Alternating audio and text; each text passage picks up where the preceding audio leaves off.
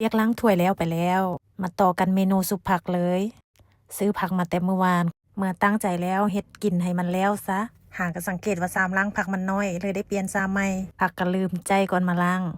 สุดท้ายได้มาล้างพร้อมใจไปพร้อมกว่าจะได้กินซุปผักในโมเมนต์เรื่องง่ายอันใดก็คือว่าทรงวุ่นไปเมิดโอ้สร้างมันเถาะแบบว่าดนๆได้เข้าครัวเทื่อนึงมันก็จะวุ่นวายๆในน้อยนึงแนวใดก็ยาสุดท้ายก็ได้ข้างหม้อแล้วจ้ากระจับเกลือใส่น้ำแล้วก็หั่นผักเตรียมเอาใส่หม้อตอนเอาผักลงหม้ออย่าลืมให้น้ำท่วมผักในเด้อเพราะมันจะเฮ็ดให้เหลืองถ้าน้ำบ่ท่วมตอนรอท่าผักสุกในกระสิข้างหม้อคั่วมักงาจ้า